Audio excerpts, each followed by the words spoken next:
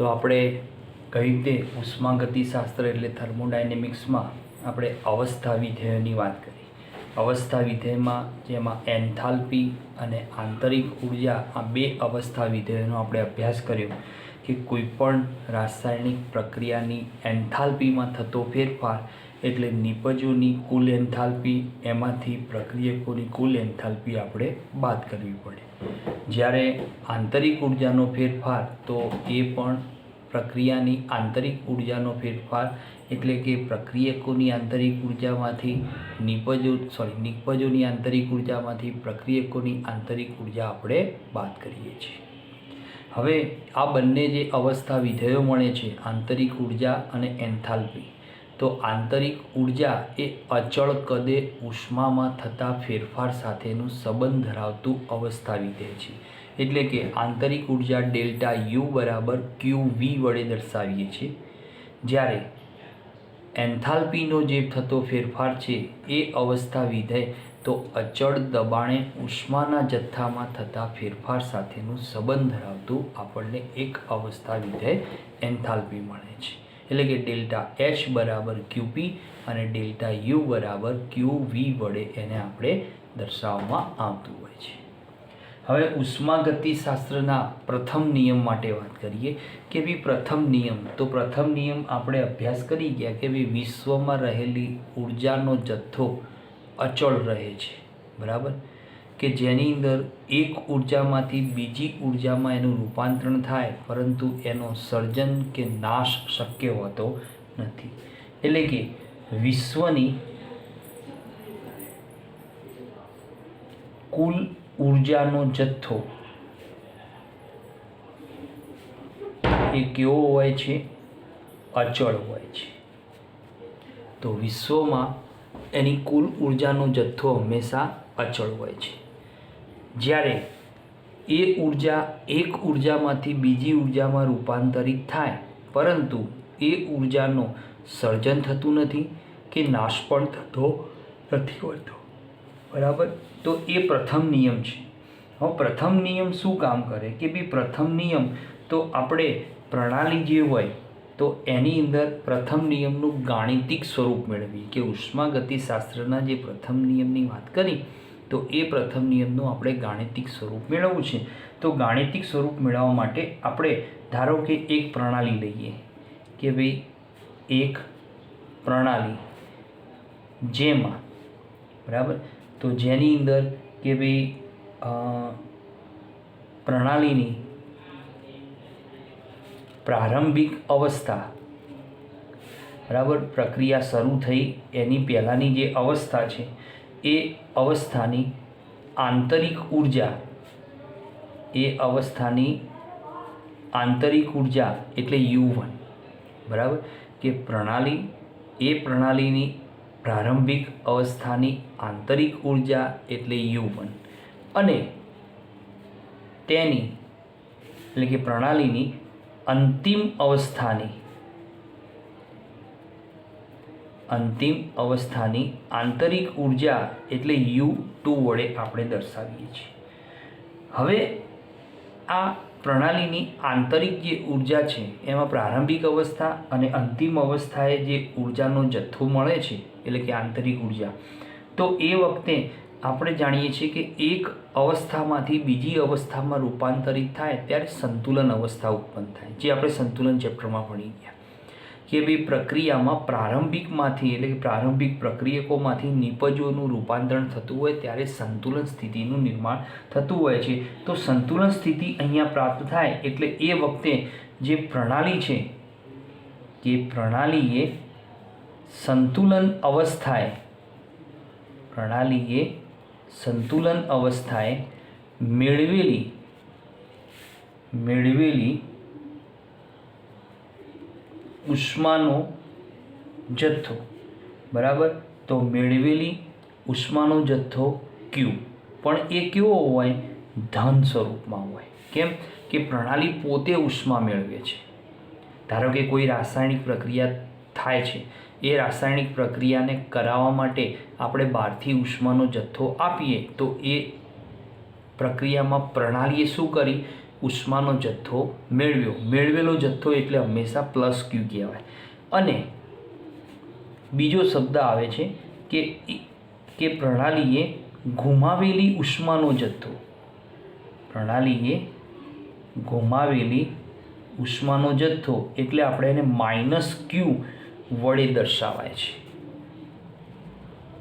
બરાબર, કે પ્રણાલીએ સંતુલન અવસ્થા જે પ્રાપ્ત કરી એ સંતુલન અવસ્થાએ મેળવેલી ઉષ્માનો જથ્થો અને ગુમાવેલ ઉષ્માનો જથ્થો, તો મેળવેલીને આપણે પ્લસ ક્યુ વડે દળીએ છીએ અને આપણે ગુમાવેલો જથ્થો છે એ માઇનસ ક્યુ વડે. કેમ કે ઘણી પ્રક્રિયા થાય તો એમાંથી ઉર્જાનો જથ્થો ઉત્પન્ન થાય એટલે પ્રણાલી બહાર ફેંકે એટલે એને આપણે માઇનસ ક્યુ વડે દર્શાવીએ છીએ. તો એ વખતે આ જે મેળવેલી કે ગુમાવેલી જે ઉષ્માનો જથ્થો છે એ આપણે શું કરીએ છીએ, પ્રણાલી પર કાર્ય થતું હોય છે. બરાબર, તો પ્રણાલી પર થતું કાર્ય.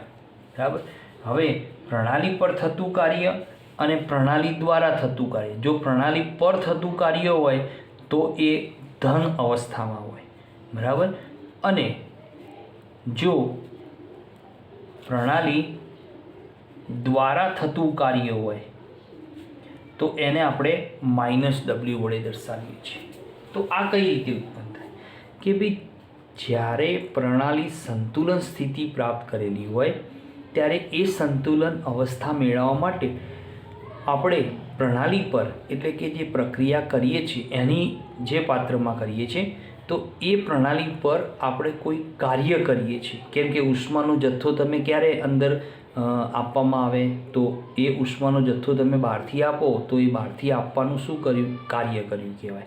તો એ વખતે ઉષ્માનો જથ્થો ધન ભારિત હોય તો પ્રણાલી પર થતું કાર્ય પણ કેવું હોય, પોઝિટિવ હોય. જો પ્રણાલી ઉષ્માનો જથ્થો બહાર ફેંકે એટલે ગુમાવે તો એને આપણે માઇનસ ક્યુ વડે દર્શાવીએ. તો એ વખતે પ્રણાલીએ પોતે કાર્ય કર્યું. કેમ કે ઉષ્માનો જથ્થો કોણે બહાર ફેંક્યો, પ્રણાલીએ ફેંક્યો. તો પ્રણાલી દ્વારા થતું કાર્ય એટલે આપણે માઇનસ ડબલ્યુ વડે દર્શાવીએ છીએ. તો એના પ્રમાણે તો એવું કહેવાય કે થર્મોડાયનેમિક્સના પ્રથમ નિયમ પ્રમાણે તો U2 માઇનસ U1 કે પ્રણાલીની અંતિમ અવસ્થા એમાંથી પ્રારંભિક અવસ્થાની આંતરિક ઉર્જાનો તફાવત એટલે આપણે એને ડેલ્ટા યુ વડે દર્શાવીએ છીએ. તો એ હંમેશા કોના બરાબર હોય તો ક્યુ પ્લસ ડબલ્યુ બરાબર હોય છે. એટલે કે પ્રણાલી મેળવેલી કે ગુમાવેલી ઉષ્માનો જથ્થો અને પ્રણાલી દ્વારા અથવા પ્રણાલી પર થતું કાર્ય એની વચ્ચેનો સંબંધ દર્શાવતું, તો આંતરિક ઉર્જાનો એની સાથેનો સંબંધ દર્શાવતું આ એક ફોર્મ્યુલા મળે છે જેને આપણે ડેલ્ટા યુ બરાબર ક્યુ પ્લસ ડબલ્યુ વડે દર્શાવીએ છીએ કે જે થર્મોડાયનેમિક્સના એટલે ઉષ્માગતિશાસ્ત્રના પ્રથમ નિયમનું ગાણિતિક સ્વરૂપ તરીકે ઓળખવામાં આવતું હોય છે. બરાબર, તો હવે આની અંદર આપણે પદોનો અભ્યાસ કરીએ કે ભાઈ આ પ્રથમ નિયમનું ગાણિતિક સ્વરૂપનું અર્થઘટન લઈએ. આ જે ગાણિતિક સ્વરૂપ જે આખું છે એનું આપણે અર્થઘટનનો અભ્યાસ કરીએ. તો અર્થઘટન એવું કહે છે કે ભાઈ પ્રણાલીએ જ્યારે પ્રક્રિયા દરમિયાન ઉષ્મા ગુમાવે, બરાબર, કે પ્રણાલી પ્રક્રિયા દરમિયાન ઉષ્મા ગુમાવે એટલે એને આપણે માઇનસ ચિહ્નમાં દર્શાવીએ છીએ. કેમ કે પ્રણાલીએ ઉષ્માનો જથ્થો ગુમાવ્યો છે એટલે એ મૂલ્ય કેવું થાય, માઇનસમાં. તો આ પ્રક્રિયા કેવી કહેવાય, ઉષ્મા ક્ષેપક પ્રક્રિયાઓ તરીકે ઓળખાય. કે જે પ્રણાલી પ્રક્રિયા દરમિયાન ઉષ્માનો જથ્થો ગુમાવે એટલે માઇનસ ક્યુ વડે દર્શાવીએ છીએ એટલે એને ઉષ્મા ક્ષેપક પ્રક્રિયાઓ તરીકે ઓળખવામાં આવતી હોય. એ હંમેશા માઇનસમાં ચિહ્ન દર્શાવે એમની ઉષ્માનો જથ્થો. બીજું અર્થઘટન મળે છે કે ભાઈ પ્રણાલી પ્રક્રિયા દરમિયાન ઉષ્માનો જથ્થો શું કરે, મેળવે તો એને આપણે પ્લસ ક્યુ વડે દર્શાવીએ. કે ભાઈ પ્રણાલી પ્રક્રિયા દરમિયાન ઉષ્માનો જથ્થો શું કરે છે, મેળવે છે એટલે આપણે એને પ્લસ ક્યુ વડે દર્શાવીએ છીએ. એટલે પ્લસ ક્યુ વડે દર્શાવીએ તો એનો અર્થ એમ થયો કે આ કેવી પ્રક્રિયાઓ દર્શાવે છે, ઉષ્મા શોષક પ્રક્રિયાઓનો અર્થઘટન આપે છે. ત્રીજું અર્થઘટન છે ગાણિતિક સ્વરૂપનું કે ભાઈ પ્રણાલી કે જો પ્રણાલી પર કાર્ય થાય તો ડબલ્યુનું મૂલ્ય કેવું હોય? ધન હોય, બરાબર. તો ડબલ્યુ એટલે કે કાર્યનું મૂલ્ય કેવું થઈ જાય છે? ધન થઈ જાય છે. અને ચોથું અર્થઘટન એમ કહે છે કે જો પ્રણાલી દ્વારા કાર્ય થાય તો એ કાર્ય કેવું હોય છે? ઋણ હોય છે, એટલે કે માઇનસ ડબલ્યુ વડે એને દર્શાવવામાં આવતું હોય છે, બરાબર. તો અહીંયા અર્થ એવો થાય છે કે જો થર્મોડાયનેમિક્સના પ્રથમ નિયમના આ ગાણિતિક સ્વરૂપમાં આંતરિક ઉર્જાનો જથ્થાનો ફેરફાર ડેલ્ટા યુ બરાબર જો શૂન્ય હોય, એટલે કે ડેલ્ટા યુ બરાબર કેવો હોય? 0. કે થર્મોડાયનેમિક્સના પ્રથમ નિયમના ગાણિતિક સ્વરૂપમાં આંતરિક ઉર્જાનો જે ફેરફાર અચળ રહેતો હોય, પ્રણાલીની આંતરિક ઉર્જાનો ફેરફાર અચળ એટલે શૂન્ય થઈ જાય, તો ડેલ્ટા યુ બરાબર 0. તો સમીકરણ આ 1 છે એના પ્રમાણે, તો આ ગાણિતિક સ્વરૂપ પ્રમાણે તો 0 બરાબર ક્યુ પ્લસ ડબલ્યુ થઈ જશે. તો એનો અર્થ એમ થયો કે ક્યુ બરાબર માઇનસ ડબલ્યુ તરીકે દર્શાવવામાં આવે છે કે ભાઈ પ્રણાલી શોષેલી બધી જ ઉષ્મા ક્યાં વપરાઈ જાય છે? કાર્ય કરવામાં. તો ક્યુ બરાબર માઇનસ ડબલ્યુનો અર્થ શું થાય? કે પ્રણાલીએ શોષેલી દરેક ઉર્જા, બધી જ ઉષ્માનો જથ્થો એ પ્રણાલીએ કરેલા કાર્યમાં વપરાઈ જાય છે. એટલે પ્રણાલી દ્વારા જે કાર્ય થાય, આ પ્રણાલી દ્વારા કાર્ય થયું અને આ પ્રણાલીએ શું મેળવી છે? ઉષ્માનો જથ્થો એ પોતે મેળવે છે, એના કારણે એને આપણે દર્શાવવામાં આવતી હોય છે અહીંયા, બરાબર. તો આ થઈ ગયું ઉષ્માગતિશાસ્ત્રનો પ્રથમ નિયમ, એનું ગાણિતિક સ્વરૂપ અને એનું અર્થઘટન. આ એક તમારો પહેલો પ્રશ્ન છે. હવે આપણે વાત કરીએ કે ભાઈ હવે ઉષ્માગતિશાસ્ત્રનો જે પ્રથમ નિયમ છે એનો આપણે કાર્ય સાથેનો સંબંધ પ્રાપ્ત કરવો છે કે કાર્ય અને ઉષ્મા ગતિશાસ્ત્રનો પ્રથમ નિયમ એની વચ્ચેનો સંબંધ પ્રાપ્ત કરવો છે. તો આ સંબંધ પ્રાપ્ત કરવા માટે તો થોડુંક આપણે સમજીએ કે કોઈ પણ રાસાયણિક જે પ્રક્રિયાઓ થાય તો એમાં બે પ્રકારના કાર્ય થાય. કે કોઈ પણ રાસાયણિક પ્રક્રિયામાં બે પ્રકારના કાર્યો થાય. એક કાર્ય જેને આપણે વિદ્યુત કાર્ય કહીએ છીએ, ઇલેક્ટ્રિકલ વર્ક, અને બીજું કાર્ય છે જેને આપણે યાંત્રિકીય વર્ક એટલે કે મિકેનિકલ વર્ક્સ તરીકે ઓળખીએ છીએ. તો બે પ્રકારનું કાર્ય થાય, એક વિદ્યુતીય કાર્ય થાય અને એક યાંત્રિકીય કાર્ય એટલે કે યાંત્રિક કાર્ય તરીકે ઓળખાય છે. હવે વિદ્યુતીય કાર્ય ક્યાં હોય? તો કે જે પ્રણાલીમાં આયનો ઉત્પન્ન થતા હોય, બરાબર. કે જે પ્રણાલીમાં આયનો વચ્ચેની જે પ્રક્રિયાઓ થાય તો એ આયનો વચ્ચેની પ્રક્રિયામાં વિદ્યુતીય કાર્ય ઉત્પન્ન થાય. અને જે પ્રણાલીમાં બાહ્ય દબાણની હાજરીમાં કદનો ફેરફાર થાય, બરાબર, તો વિદ્યુતીય કાર્ય એનું અર્થઘટન લઈ લઈએ. અને યાંત્રિકીય કાર્ય, ચલો વિદ્યુતીય કાર્ય એટલે કે પ્રણાલીમાં આયનો વચ્ચેની પ્રક્રિયા દ્વારા ઉત્પન્ન થાય. કે પ્રણાલીમાં આયનો વચ્ચેની જે પ્રક્રિયા થાય એના દ્વારા આપણને શું મળે? વિદ્યુતીય કાર્ય. અને યાંત્રિકીય કાર્ય એટલે શું? કે ભાઈ પ્રણાલીમાં, બરાબર, લાગુ પાડેલ બાહ્ય દબાણની હાજરીમાં કદમાં થતો ફેરફાર એટલે એને યાંત્રિકીય કાર્ય કહેવાય.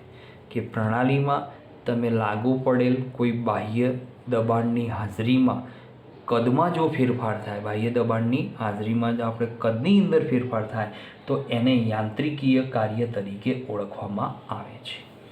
હવે એને સમજવા માટે તો આપણે પ્રણાલી લઈએ, એ પ્રણાલીનું પ્રારંભિક કદ લઈએ V1 કે એક પ્રણાલી છે એનું પ્રારંભિક કદ કેટલું લીધું છે V1 લીધું છે. જ્યારે પ્રક્રિયા થાય ત્યારે પ્રણાલી શું કરે અંતિમ કદ પ્રાપ્ત કરે એને આપણે V2 વડે દર્શાવીએ છીએ. હવે પ્રણાલી પર જ્યારે બાહ્ય દબાણ લાગુ પાડીએ કે ભાઈ પ્રણાલી પર બાહ્ય દબાણ તો P લાગુ પડાય છે અને P કેવું હોય અચળ હોય. પ્રારંભિક અવસ્થા હોય કે અંતિમ અવસ્થા પણ P બદલાય નહીં, કેમ કે એક વખત જે દબાણ લાગુ પાડ્યું પ્રક્રિયા દરમિયાન એ દબાણ તેટલું ને તેટલું જ રહેતું હોય છે. તો અહીંયા P કેવો થઈ ગયો અચળ થઈ ગયો. તો એ વખતે પ્રણાલીનું પ્રારંભિક કદ V1 છે, અંતિમ કદ V2 છે. તો એના પ્રમાણે આપણે W સાથેનો સંબંધ તો કે પ્રણાલી સાથે એટલે કે એ વખતે પ્રણાલી વડે થતું જે કાર્ય છે તો એ PW બરાબર તો P કૌંસમાં V2 માઇનસ V1 વડે દર્શાવવામાં આવે છે.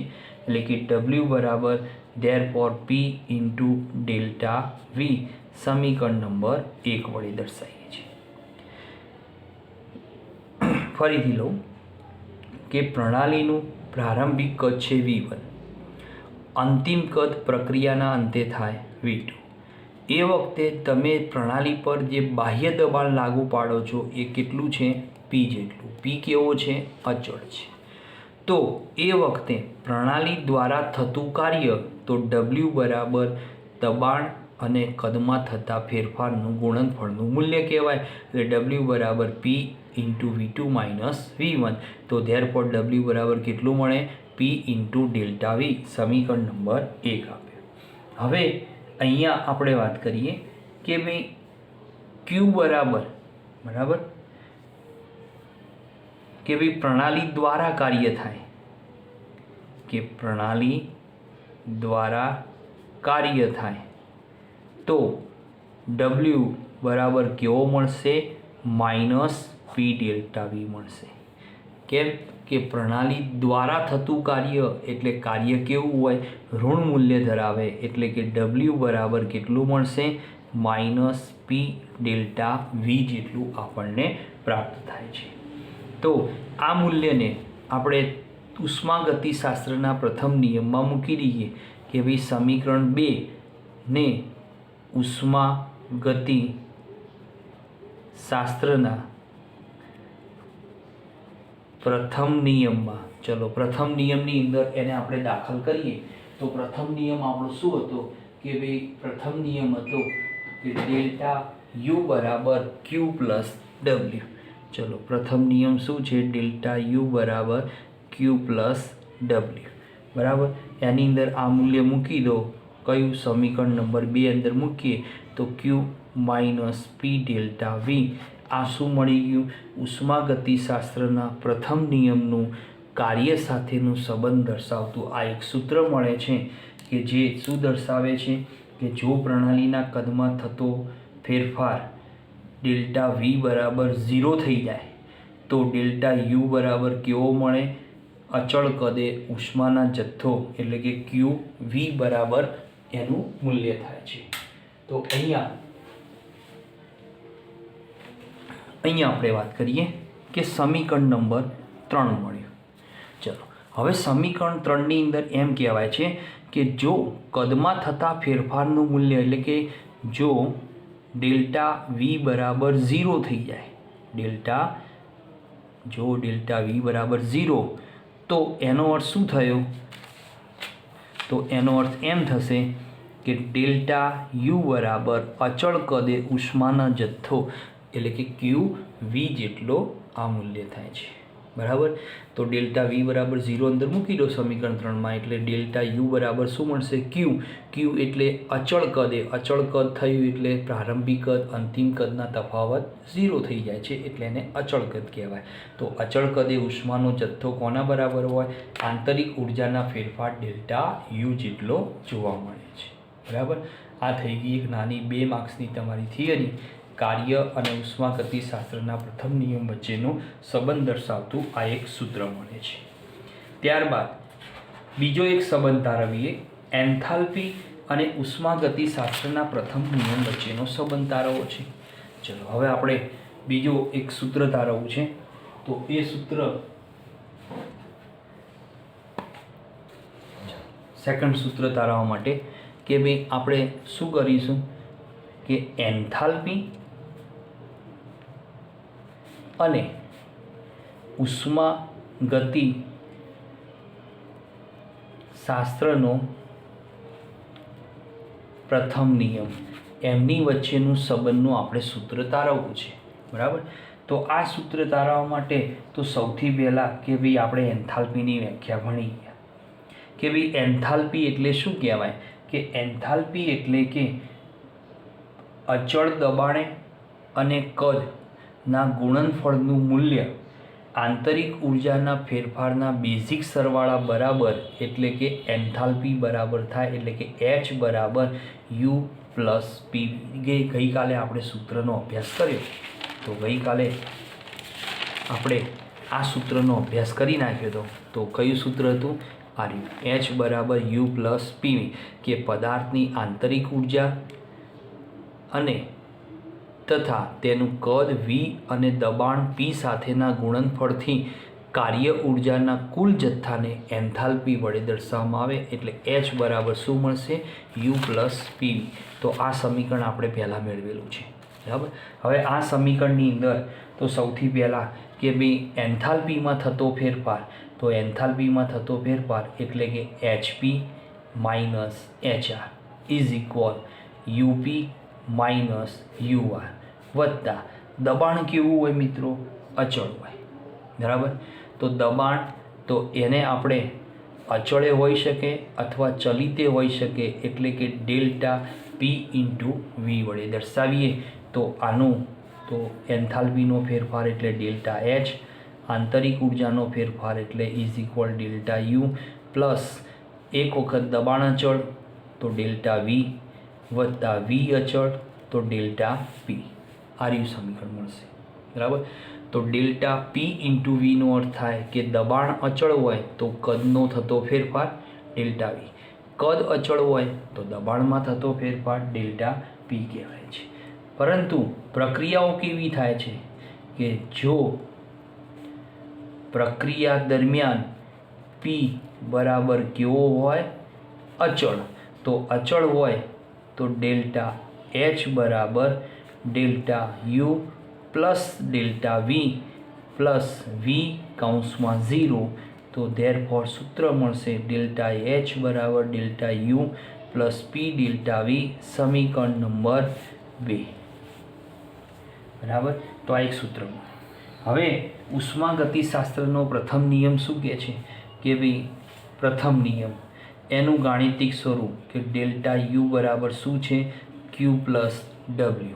એને આપણે શું કરીશું તો સમીકરણ 3ની અંદર ઉમેરીએ એ પહેલાં સમીકરણ 2માં ઉમેરીએ એ પહેલાં આપણે લઈ લઈએ કે જો પ્રણાલી દ્વારા થતું કાર્ય હોય કે ભાઈ આપણે હાલ સાબિત કર્યું કે ભાઈ જો સમીકરણમાં બરાબર પ્રથમ નિયમના સમીકરણમાં કે પ્રણાલી દ્વારા થતું કાર્ય તો W બરાબર માઇનસ P ડેલ્ટા V.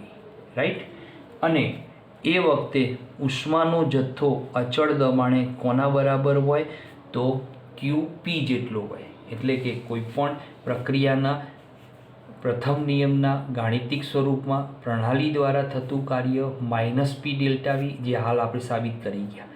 અને એ વખતે ઉષ્માનો જથ્થો અચળ દબાણે કેમ કે અચળ દબાણે અહીંયા આપણને કાર્યનો જથ્થો મળે છે P ડેલ્ટા V એટલે તો અચળ દબાણે ઉષ્માનો જથ્થો કેટલો થશે? Q બરાબર QP જેટલો. તો આ બંને મૂલ્યને આપણે સામા મૂકી દઈએ સમીકરણ નંબર 3માં મૂકી દઈએ. બરાબર કે ને સમીકરણ 3માં મૂકતા. બરાબર. તો સમીકરણ 3માં મૂકીએ તો ડેલ્ટા U બરાબર QP minus P delta V સમીકરણ નંબર 4 મળશે. બરાબર. હવે આ જે મૂલ્ય મળ્યું કે સમીકરણ 4 એનું મૂલ્ય આપણે શું કરીશું? સમીકરણ 2માં મૂકીએ કે સમીકરણ 4ને 2માં મૂકતા ચલો એમાં મૂકીએ તો ડેલ્ટા એચ બરાબર ક્યુપી માઇનસ પી ડેલ્ટા વી વત્તા પી ડેલ્ટા વી. તો ધેરફોર એન્થાલ્પીમાં થતો ફેરફાર એ અચળ દબાણે ઉષ્માના જથ્થા સાથે એટલે કે ડેલ્ટા એચ બરાબર ક્યુપી વચ્ચેનો આ સંબંધ મળે છે. તો યાદ રાખો, કાર્ય અને ઉષ્માગતિશાસ્ત્રનો પ્રથમ નિયમ કોનો સંબંધ તારવે છે કે ડેલ્ટા યુ બરાબર ક્યુવી સાથેનો સંબંધ, અને એન્થાલ્પી અને ઉષ્માગતિશાસ્ત્રના પ્રથમ નિયમ વચ્ચેનો સંબંધ દ્વારા શું મળે છે? ડેલ્ટા એચ બરાબર ક્યુપી, કેમ કે એન્થાલ્પીમાં થતો ફેરફાર અચળ દબાણે ઉષ્માના જથ્થા જેટલો જ હોય છે એટલે કે ડેલ્ટા એચ બરાબર ક્યુપી સાબિત થાય છે. બરાબર, આ એક બીજું સમીકરણ. હવે ત્રીજું સમીકરણ મેળવીએ. જેમ કાર્યનો પ્રથમ નિયમ સાથે, એન્થાલ્પીનો પ્રથમ નિયમ સાથે, તો એ જ રીતે બીજું એક સૂત્ર આપણે પ્રાપ્ત કરીએ કે જેની અંદર મોલનો ઉષ્માગતિશાસ્ત્રના પ્રથમ નિયમ વચ્ચેનો સંબંધ. તો મોલ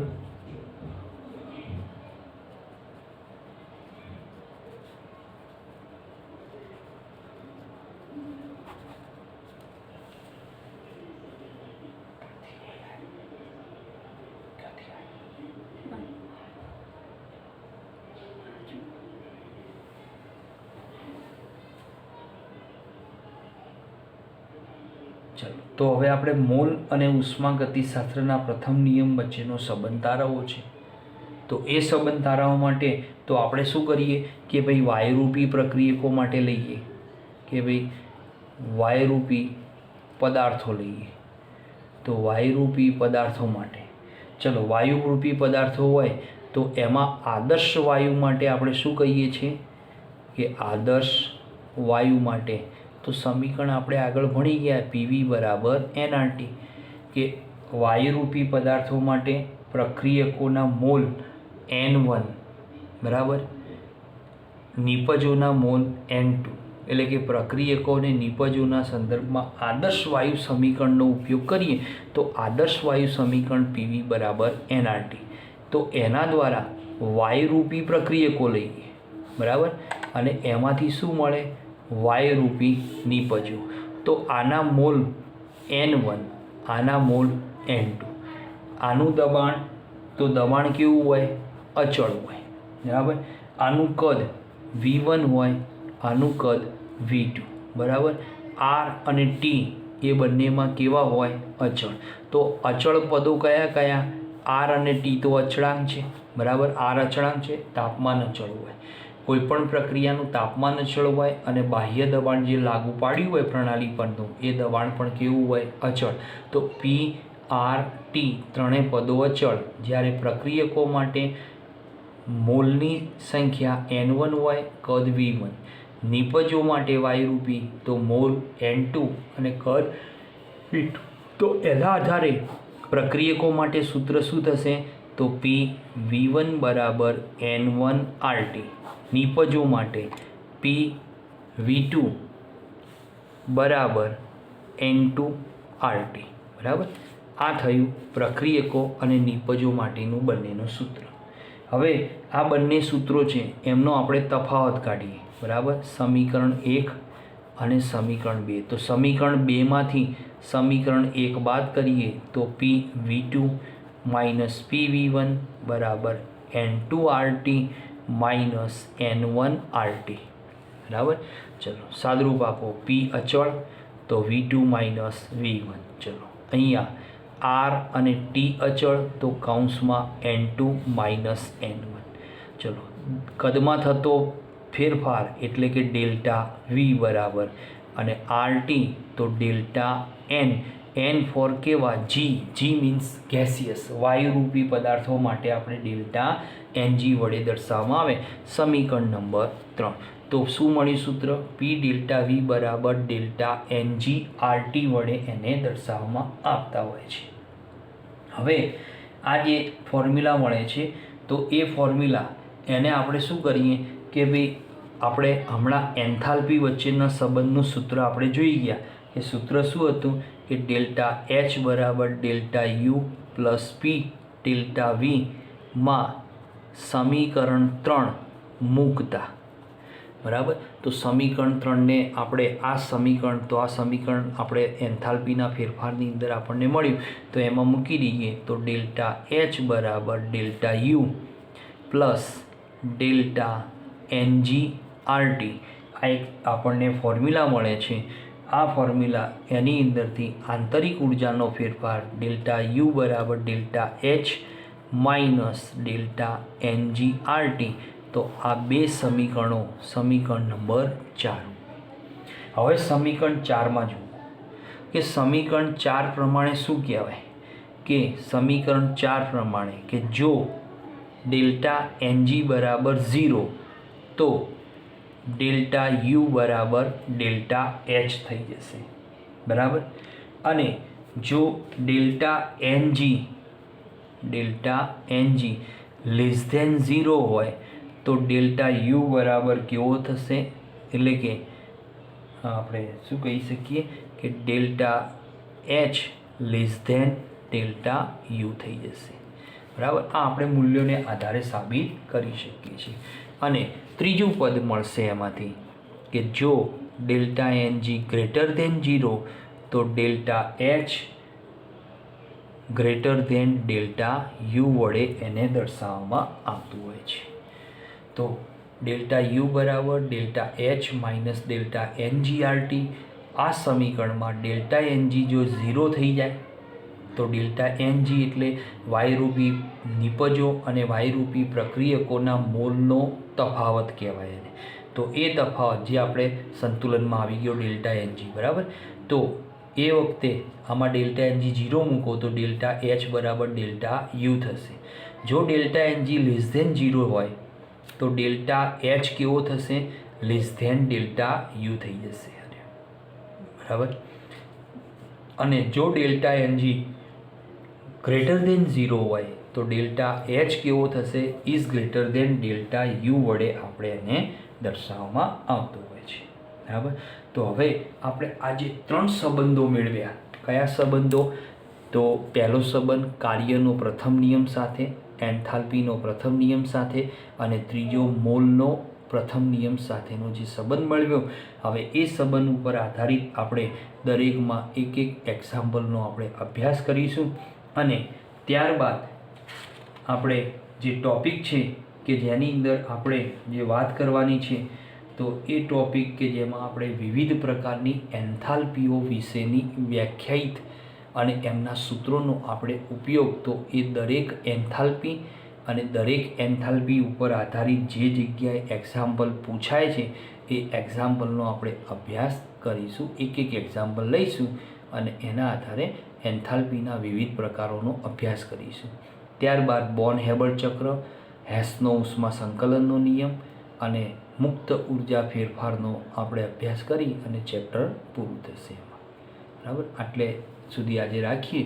તો આ જે થિયરીઓના જે ગાણિતિક સ્વરૂપો મેં ચલાવ્યા તો એની તમને PDF કોપી તમને મોકલી દઈશ અને કાલની પણ લેક્ચરની તમને PDF કોપી મળી જશે.